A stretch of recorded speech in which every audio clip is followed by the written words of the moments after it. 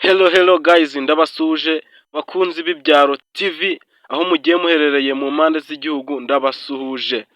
Iyi ni news igezweho muri aka kanya, tugiye kubabwira inkuru ibabaje cyane kandi iteye agahinda yabereye mu karere ka Rulindo. Iyo ni imodoka yakoze impanuka hakapfa abantu benshi cyangwa se hakaburira ubuzima abantu benshi.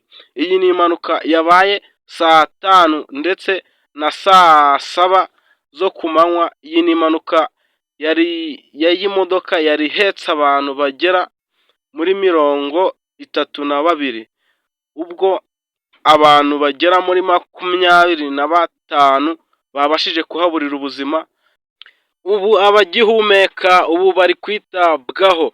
Iyi mpanuka bavuga icyayiteye ko umushoferi yari afite umuvuduko akadepasa indi modoka imbere ye, bityo bigatuma impanuka ihita iba ubwo yagaruraga imodoka ikanga igahita irenga aho bita mu gishanga cyangwa se mu gikombe, ikamanukamo hasi cyane, aho bavuga ko yabarangutse inshuro zigera nko kuri 30, ari nayo mpamvu bishobora kuba byateye kuba abantu bahaburira ubuzima ari benshi.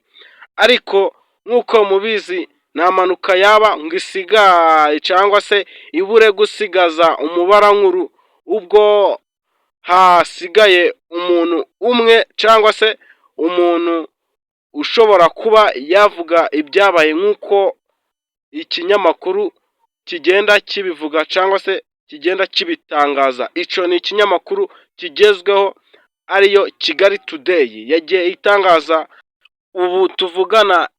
Ni nayo mpanuka ya mbere ishobora kuba ibaye muri uyu mwaka wa 2025, ishobora kuba yahitanye abantu benshi cyane. Mu mpande z'igihugu ababyeyi ababuza babo bari kuboroga cyane bavuga ati mana koko bimeze bite ku buryo impanuka ishobora kuba igahitana abarenga 25 barenga abandi ndetse bakaba bagiye kwitabwaho. Iyi ni impanuka ibabaje cyane, aho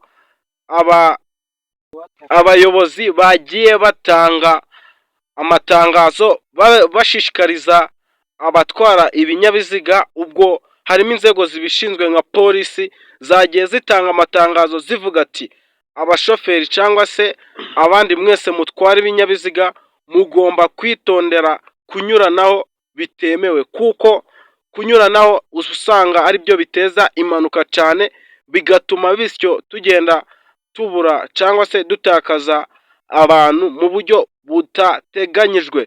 Iyi ni impanuka ikomeye cyane, imodoka yahirimye yashwanyaguritse biteye ubwoba. Polisi yavuze ati mwese abashoferi cyangwa se abatwazi b'ibinyabiziga ndabashishikariza kugenda mukurikiza amategeko n'amabwiriza tugenda tubaha, kuko ubu usanga impanuka nyinshi zigenda ziba zatewe no kunyuranaho bitemewe, bigatuma havukamo ibibazo bikaze, bamwe bakahaburira ubuzima.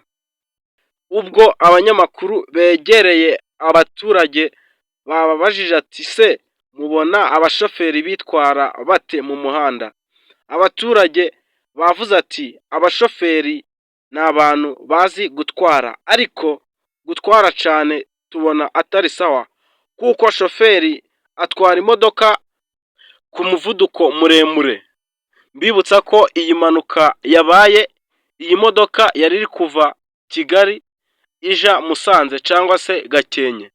Iyi ni imodoka yo mu bwoko bwa International, mwese murayizi, zikora Kigali Musanze. Amagara araseseka nayorwe. Mwari kumwe na Benjamin. Wibuke gukora subscribe, share and comment kugira ngo ibindi biganiro tuzatubagezaho bize kugeraho ku gihe.